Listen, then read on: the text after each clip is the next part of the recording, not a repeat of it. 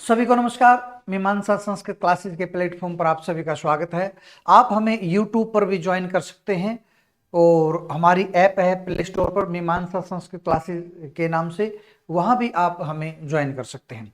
आज मैं लेकर आया हूं आपके लिए 60 प्रश्न जो न केवल नेट में काम आते हैं, DSSB, TGT, PGT में, एचटेट, यूपीटेट, आपका रीट, कोई ऐसी परीक्षा नहीं है क्योंकि ये सारे प्रश्न अष्टाध्यायी के हैं और कोई ऐसी परीक्षा नहीं है जो व्याकरण के बिना पूरी होती, अष्टाध्यायी के बिना पूरी होती है। आइए बिला विलंब की हम कर देते हैं शुरू, और इसमें मैं पूरी व्याख्या देने की कोशिश करता हूं, तो आप बड़े इत्मीनान से और पेशेंस के साथ सीखिएगा। अंत में एक लघु संदेश होगा, वो जरूर सुन के जाइएगा। किस सूत्र में अण प्रत्याहार में 14 वर्ण आते हैं? ठीक ना। अण जो प्रत्याहार होता है एक्चुअल में ये अ ई उ यहीं तक माना जाता है, 3 ही वर्ण आते हैं, परंतु एक सूत्र अणुदित स्वर्णस्य चा प्रत्यय है। अणुदित स्वर्णस्य चा प्रत्यय जो स्वर्ण ग्राहक सूत्र होता है कि अण और उदित अप्रत्यय प्रत्ययों को छोड़कर ही अपने स्वर्ण संज्ञा को ग्रहण कर लेते हैं, तो वहां पर अण का मतलब लण के ण तक जाता है। केवल इस सूत्र में अण का मतलब लण के ण तक है, बाकी जगह अण का मतलब अ ई उ, ये ही है 3। चलिए अगला प्रश्न है, हर्ष अप्रयोगे आकार है कीदृश है? देखो अ 2 प्रकार का था, अविवृत में भी काउंट होता है, अचाह विवृता, और अ जो है वो आपका समृत में भी काउंट होता है।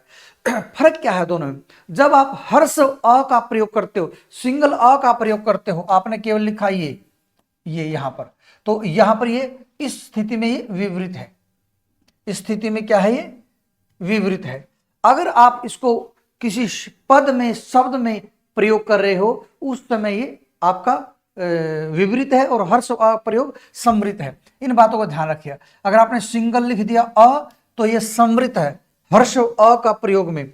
अगर इसमें आपने मान लिया कुछ पद बना लिया या अहम ही बना लिया, तो इस पद के अंदर, शब्द के अंदर अ जो है वो विवृत है, सिंगल समृत, और पद में या वाक्य में होता है विवृत। चलिए समझ गए होंगे आप।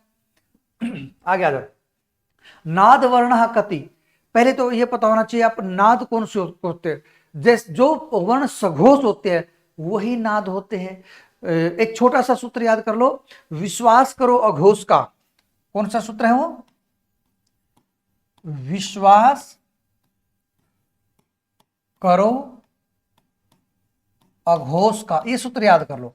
यानी कि जो वी का मतलब विवार, विवार और जो स्वार है, श्वास है, वो अघोष होते हैं। अघोष हर एक वर्ग का पहला, दूसरा और स 3 सकार, ये अघोष होते हैं। तो बिल्कुल वो विवार भी वही होते हैं और श्वास भी वही होते हैं। जो नाद और संवार रह गया, नाद और संवार, तो ये सघोष होते हैं। यानी कि जो वर्ण सघोष होते हैं वही नाद होते हैं और वही संवार होते हैं। ये फॉर्मूला आप याद कर लीजिए। तो सघोष कौन कौन से होते हैं आपको पता? हर एक वर्ग का तीसरा, चौथा, पांचवा, ह, य, र, ल और व, ये सघोष होते हैं। तो 5 या 15, 16, 17, 18, 19, 20 वर्ण जो ये होते हैं ये सघोष होते हैं, क्योंकि हर एक वर्ग का तीसरा, चौथा, पांचवा, ठीक है ना, और ह और य, र, ल, व, तो ये 20 होते ये आपके सघोष, और जो 13 होते आपके अघोष। ठीक है, चलिए पढ़ते हैं और आगे बढ़ते हैं। अच्छा, प्रतीयते विधीयते इति प्रत्यय, प्रत्यय की परिभाषा अष्टाध्यायी में दी हुई है कि प्रतीयते विधीयते, जो प्रतीत होता है या जिसका विधान किया जाता है किसी शब्द के अंत में या अंत में, वो प्रत्यय है।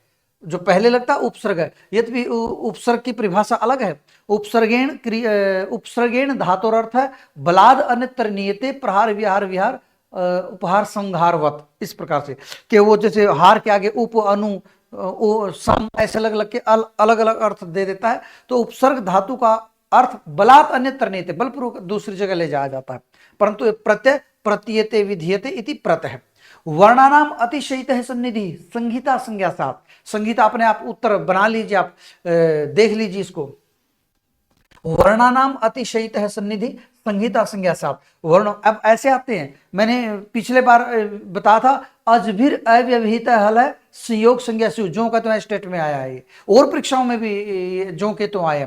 तो मैं आपको केवल इशारा कर रहा हूं कि वृत्ति भी पूछने लग गया, वृत्ति भी, और नॉलेज वही है जो लेटेस्ट हो, समय के अनुसार चले, वही नॉलेज परीक्षा पास करा सकता है, नहीं तो ज्ञानम भारो क्रियाम बिना। वर्णानाम अतिशयित सनिधि संगीता संज्ञा सा। कति विभक्तियां, विभक्तियां कितनी होती है? 7 होती है, आपको अच्छी तरीके से पता है। विभक्तियां 7 होती है, कारक 8 होते हैं, सुप प्रत्यय 21 होते हैं, तिंग प्रत्यय 18 होते हैं। नॉलेज होगा आपको, अच्छी ऐसी बात नहीं। गच्छन अपि अत्र, अत्र कह संधि, एक तो ये पता होना चाहिए आपको संधि शब्द कैसा होता है, पुल्लिंग होता है, इसलिए कह संधि, कौन सी संधि। और ये मेरे अपने बनाए हुए प्रश्न हैं, चाहता तो मैं किसी यूट्यूब से गूगल से वो उठा के रख देता, पर नहीं, वो आपका टेस्ट पास नहीं करा सकते। टेस्ट पास वही कराएगा जब आप बिल्कुल लेटेस्ट मेहनत करते हो। चलिए, तो गच्छन अपि, तो इसका संधि छेद करेंगे तो गच्छन जमा में अपि। कई बार आपको यूं हो जाता कि डबल ना कैसे आ गया, गच्छन जमा में अपि, इसमें गमुट का आगम है, गमो हर्षवाद गमुण नित्यम जो सूत्र है ना, इसमें गमुट का आगम, कहीं पर भी अंग न और न इनके आगे स्वर हो तो एक और डबल हो जाता है, प्रत्यंगात्मा सुगंडी सच्युता, ये उदाहरण दे रखे।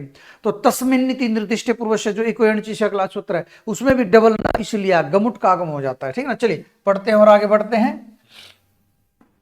आगे है, हाँ, मित्रवत की उच्चते आदेश है आगम हुआ। देखो आदेश होता जो किसी के स्थान पर, इको यणची, इक के स्थान पर यण हो जाए, इक को भगा देगा और अपनी कुर्सी वहां रख लेगा, ये तो होता आदेश। और आगम होता जैसे छेच है, तुक का आगम होगा, दोनों के बीच में चुपचाप आके बैठ जाएगा। तो आगम मित्रवत होता, आदेश शत्रुवत होता है। अवर्णात परे पूर्व प्रयोग गुण एक आदेश। अच्छा, जब गुण आदेश होता है तो अवर्ण से परे क्या मांगता है, ये बैच में मैं बड़े अच्छे से समझाता हूं इस चीज को।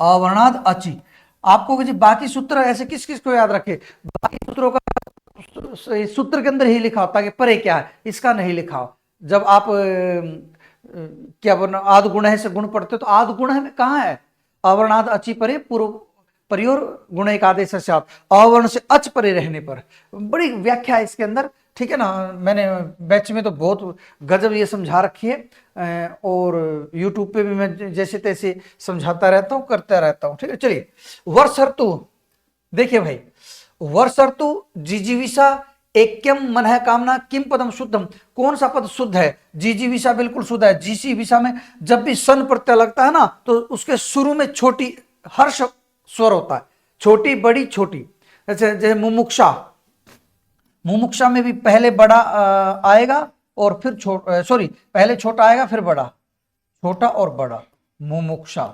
ऐसे जिज्ञासा, जिज्ञासा पहले हर स्वर छोटा है, अगला दीर्घ है। तो ऐसे नॉलेज होना चाहिए आपको। तो क्योंकि ये ऐसे क्वेश्चन है, यदि बना लेगा तो आप कहीं ना कहीं परेशानी अनुभव कर सकते हो। ऐक्यम ऐ होता है, ऐक्यम ऐक्यम, मन है कामना शुद्ध है, प्रातः काल की तरह मनोकामना नहीं होता। तो इसमें वर्ष ऋतु है जो, ये ध्यान दीजिए, ये इसकी जो वर्तनी होती है ये ऐसे होती है, ये गुण संधि है, यहाँ पर उर्ण रप रस रप पर तो हो जाता है। पृष्ठो है, किस सूत्र का उदाहरण है, एते ध्युटसु का, ये प्रवत्सर कंबल वसना वसनान दशा नाम ऋणे का लगता है कि प्र नहीं है, ये पृष्ठ है, पृष्ठ, पृष्ठ जमा में उ है, तो ये किस सूत्र का उदाहरण है, एते ध्युटसु का। अक्षोहिणी किम सूत्र णत्व विधानम करता, पता होना चाहिए, ये पूर्व पदार्थ संज्ञायाम अघ है। आठ एक बार, ये शूर्पणखा, शूर्पणखा में एक णत्व किसने किया था, पूर्व पदार्थ संज्ञायाम है, और यहां पर भी अक्षोहिणी में णत्व पूर्व पदार्थ संज्ञायाम है। अगला, परमर्तः पदे कहा समास है, परमर्तः पद में कौन सा समास है, परम च, हाँ जी परमर्तः, परम च यह रीता है, परम है जो सत्य, तो ये सत्य की विशेषता बता रखा, तो यहां पर कर्मधारी है। अब आप पूछ रहे हो कि ऐसे सिंपल सी चीज कैसे पूछ लिया आपने, एक्चुअल में क्या सुखार्थ है, इससे मिलता जुलता उदाहरण है, परंतु वहां तृतीय तत्पुरुष है, सुखेन रीत है, वहां पर रीत का अर्थ कुछ और है, युक्त है अर्थ, यहां पर रीत का अर्थ सत्य, परम अर्थ है, परमश्च असौ रीत है, परम है जो सत्य है, तो यहां पर कर्मधारी समास है। मार्तंड है पदे कह संधि, इसमें आपकी पर रूप संधि है, जो आप पढ़ते हो ना टी संज्ञा करके, अचोन्त्यादि टी, अचाम मध्य यो अंत्य स आद्रिय स तट्टी संज्ञा से, अचो के बीच में जो अंतिम है वह आदि में है, जिसके उन दोनों की टी संज्ञा होता है। और स्कंदवादी पर रूप मात्र से पर रूप, ये मार्त जमा में अंड है बनता, वैसे तो मृत जमा में अंडा होता, इसमें वृद्धि इत्यादियों के मार्त जमा में अंडा, इसका संधि ले सकते हो आप, तो मार्त अंड है। संधि पदम इदम पुल्लिंग है स्त्रीलिंग है। संधि पद कैसा है? संधि पद पुल्लिंग है, इसमें की प्रत्यय होता, की, जलधि परिधि निधि सारे पुल्लिंग है, सब में की है। चलिए, वधुर उरीकृतम पदे का संधि, देखो ये वधु उरीकृतम में वधु जमा में उरीकृतम है, ये वधु योग उरीकृतम। उरीकृतम मतलब किसी को हृदयंगम कर लेना, हृदय में धारण कर लेना, तो यहां पर ये दीर्घ संधि है, ठीक है ना, इस बात का ध्यान रखिएगा। रोसूपी सूत्रम किम करोति, रोसूपी सूत्र क्या करता है विद्यार्थियों? आपको पता है अहर अह अहर गण, इन सूत्रों में अहन के ना को रो सुपी करता है, पर सुप प्रत्यय पर रहेगा तो नहीं करेगा, तब तो अह ही बन जाएगा। पर अहन के ना को र अगर सुप प्रत्यय पर नहीं है, जैसे अहर अह, अहर अह, ये अह जमा में अह, एक्चुअल में अहन जमा में अह है, ये संधिच्छेद होगा, तो रो सुपी अहन के ना को र कर देगा, अ उसमें मिल जाएगा, अहर अह, ऐसे अहर गण है, ठीक ना। चलिए पढ़ते हैं, आगे बढ़ते हैं। अविभावे चा काले सूत्रम किम करोति, देखो जैसे आप पढ़ते हो ना सखी सहरी, वहां पर एक्चुअल में सह शब्द होता, सह, उस सह को स में जो कन्वर्ट करता है वो यही सूत्र अविभाव चा काले। अविभाव समास में अकाले, काल में नहीं, अविभाव समास का काल को छोड़ के अन्य पद पढ़ाओ, जैसे सहरी सखी, तो वहां पर स को स कर देगा। चक्राणा पदे का प्रत्यय, ये आपको कोसु और कानस का पता होना चाहिए। चक्राण है, निन्यान है, ददान है, ये इनमें कानच प्रत्यय होता है, और लिट और सॉरी कवसु और कानच लिट लकार के स्थान पर होता है, ये भी नॉलेज आपको होना चाहिए, ये कई बार आ जाता है। जगनमान पदे में क्या कवसु है, कवसु, और चक्राणा में आपका ये कानच। ग्रह जमा कता क्या बनेगा? देखो भाई ये प्रश्न आपको, वैसे तो आपको सारों का पता होना चाहिए। कता प्रत्यय जैसे सह को लग के सोढ़ है, वह को लग के ऊढ़ है, यज धातु को कता लगे तक इष्ट बनता है, ठीक ना। तो ग्रह को बनेगा तो ये ग्रह को हो जाएगा री, जिसको संप्रसारण बोलते हैं, गृहीता, और ई की मात्रा बड़ी होगी, इसमें थोड़ा लोचा था तो मैंने आपको बताया। चलिए पढ़ते हैं और आगे बढ़ते हैं,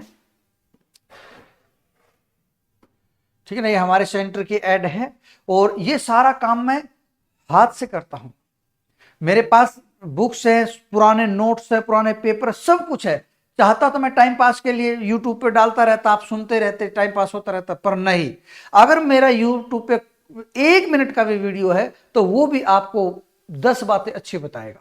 तो इसलिए आप इसको सब्सक्राइब कर लो और बेल आइकॉन का बटन दबा लो, जब जब भी हमारे वीडियो आते रहेंगे आपको चीजें पता चलती रहेगी।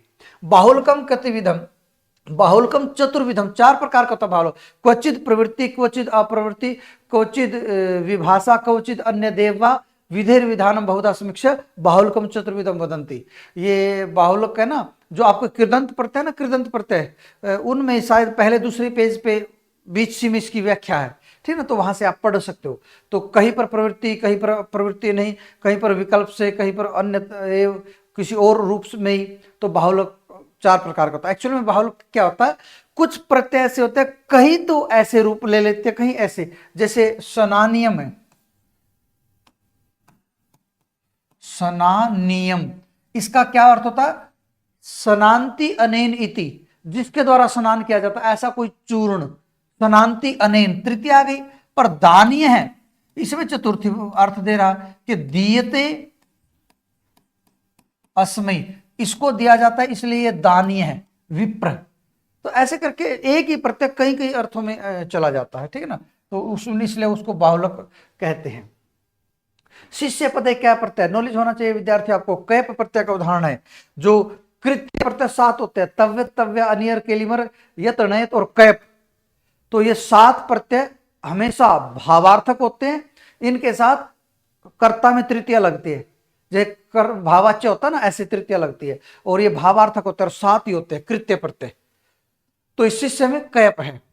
दर्शनीय मानी पदस्य को अर्थ है, यह है ना आत्म माने, वह ना दर्शनीय आत्मान मन्यते, अपने आप को दर्शनीय मानता है, उस अर्थ में ये प्रत्यक्ष में लग जाता है।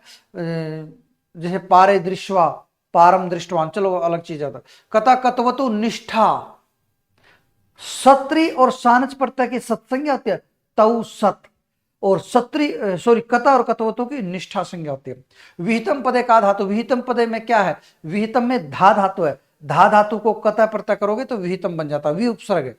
हितम, हितम में धा जमा कत है, ये नॉलेज होना चाहिए, बड़ा अटपटा शब्द है। जही पदे का धातु कश्य लकार है, हंतु हताम घनंतु जही, हन धातु का लोट लकार का आपका मध्यम पुरुष का एक वचन। गृहम पदे का प्रत्यय, गृह स्पेशल सूत्र है, गेहे का घर अर्थ में क प्रत्यय होता है। दाधा ग्वधा सूत्र से किम संज्ञा, ये घू संज्ञा करता है भाई। दा और जो धा धातु है ना, दा और धा, ये दा और धा, ये दोनों धातुएं घू संज्ञक होती है, घू संज्ञा होती है इनकी, घू, ठीक है। और तरप और तमप प्रत्यय, जो तरप तमपौ तमपौ घा, इनकी घ संज्ञा, तरप और तमप प्रत्यय की घ संज्ञा, दाधा की घू संज्ञा।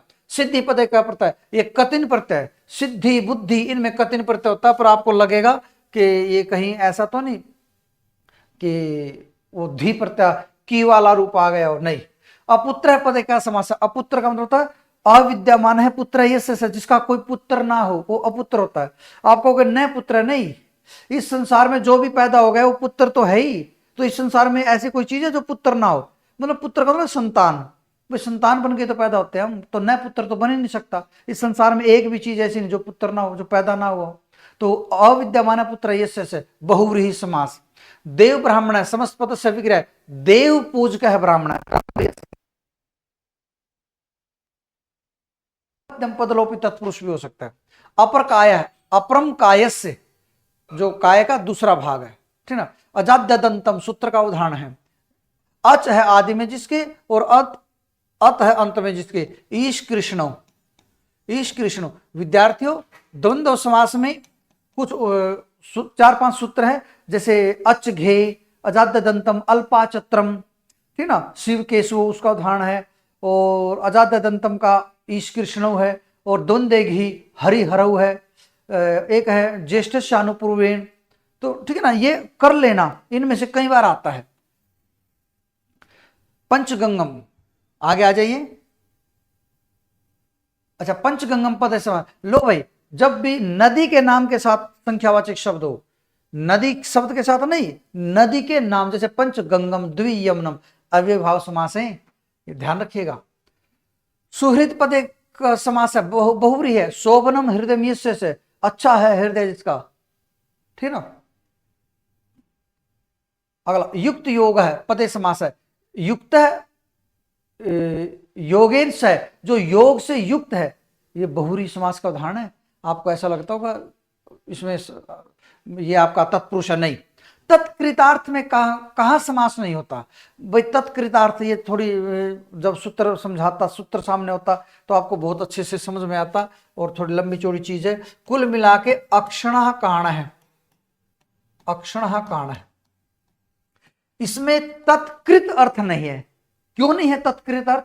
तत्कृत होता जैसे काण है, काना होने में आंख कारण नहीं है, काना होने में रोग कारण है। तो इसलिए जब कोई चीज, जैसे हस्त लिखित, हाथ के द्वारा लिखा हुआ, तो लिखित में हस्त कारण है, वो तत्कृत है, यानी कि उसी के द्वारा किया गया है, पर कारण तो आंख के द्वारा नहीं किया गया। तो जब तत्कृत अर्थ ना हो तो समस्त पद नहीं होता इसमें। अक्षणा कारण तृतीय तो लग जाएगी, पर समस्त पद नहीं होगा, ठीक ना। चलिए, कह का समास से समस्त पद नपुंसक लिंग भवति। कौन कौन से समास में समस्त पद नपुंसक लिंग होते हैं, ठीक ना। कौन कौन सा समास है जो समास शास्त्र में नपुंसक लिंग होता है? देखो भाई, एक तो आपका द्विगु, जो द्विगु समास होता है नपुंसक लिंग, और एक अव्ययभाव समास समस्त पद में। समाहार अर्थ में यदि द्वंद्व भी नपुंसक लिंग हो जाता है, परंतु संपूर्णतः अव्ययभाव और द्विगु। चलिए पढ़ते हैं और आगे बढ़ते हैं। शुक्लीकृत्य पदे कह समास है। शुक्लीकृत्य, शुक्लीकृत्य, पटपटाकृत्य, इनमें गति तत्पुरुष है। और शुक्लीकृत्य में जो पड़ी है ना, च्वी प्रत्यय, च्वी, इसको तो नोट कर लोगे आप, ये च्वी प्रत्यय। और पटपटाकृत्य में पटपटाकृत्य, ठीक ना, डाप प्रत्यय, डाप। महायसा महायसा महायसा किम पदम शुद्धम, भाई ये शुद्ध होता है, इसको नोट कर लो, ठीक ना। महायसा भी बन जाता है और महायशस्कः भी बन जाता है, महायशस्कः, ये दोनों रूप बन जाते हैं। कप प्रत्यय लगता है, जो होता ना किसी के अंत में क लगता तो कप प्रत्यय होता, कप। और ये भी शुद्ध है, विसर्ग वाला, बिना विसर्ग वाला या ये शुद्ध नहीं है। अहस्त्रात्रि से अहोरात्रम, अहोरात्र है, जब दिन और रात मिलेंगे तो अहोरात्र पुल्लिंग का बनेगा। अगर रात्रि शब्द के आगे संख्यावाची शब्द है, द्विरात्रम, त्रिरात्रम, नवरात्रम, तो नपुंसकलिंग बनेगा। अगर संख्यावाची शब्द नहीं है तो पुल्लिंग बनेगा, ठीक ना। ये नॉलेज होना चाहिए आपको। नवरात्रम, नवरात्र, नवरात्रम, क्योंकि रात्रि के आगे संख्यावाची शब्द है तो नपुंसकलिंग बनता है। महाराज है, महाराजा, महाराज है, महाराज है, महायशा की तरह मत लीजिए ना, महाराज है होता है, महाराजा नहीं होता, महाराज है, ये अलग है, नॉलेज होना चाहिए आपको। अनुक्त कर्ता कर्तृका विभक्ति, ये उक्त कर्ता और अनुक्त कर्ता मैंने यूट्यूब पे भी कारकों के अंदर बहुत बढ़िया तरीके से समझा रखे हैं। अनुक्त कर्ता में तृतीय विभक्ति होती है। लिंग मात्र अधिकस्य, लिंग मात्र की अधिकता किस में होती है, लिंग मात्र अधिकस्य किन होता है, मतलब जिनमें लिंग की अधिकता रहती है। अनियत लिंग, जिनका लिंग निश्चित नहीं होता, जैसे तट है, तटी, तटम, बहुत गजब की चीज है, कारकों में सेम लाइन पे जाके और पढ़ना अच्छे से। वयम गुरुवे नमस्कुर्मः, शुद्धम अशुद्धम वा, ये शुद्ध है या अशुद्ध, अशुद्ध है। कारक विभक्ति उपपद विभक्ति है बलियसी, कारक विभक्ति उपपद विभक्ति से बलवान होती है। तो ये जिनके पद में ही कहते हैं नमः के योग में चतुर्थी, अभिता के योग में द्वितीय, ये उपपद विभक्ति होती है। और जो क्रिया के कारण कारक आया है या जिसकी स्पेशल कारक संज्ञा हुई है, ठीक ना, तो कर्तुरिप्सिततम इत्यादि से वो हमेशा बलवान होता उपपद विभक्ति से। तो क्री धातु आ गई तो द्वितीय लगाएगी। वयम गुरु में वयम गुरुम नमस्कुर्मः। द्विकर्मक धातु कितनी, दुहियाच पच दंड रुदि पृछी चाबुर शास जी मत मुसनी हरि कृस्व, 16 धातुएं द्विकर्मक का नॉलेज होना चाहिए आपको। चलिए पढ़ते हैं और आगे बढ़ते हैं। हेतु सूत्र, हेतु अध्ययनेन वस्ति, ठीक है ना, जिसमें कोई हेतु होता, दंडेन घटा, तो तृतीय विभक्ति होती है।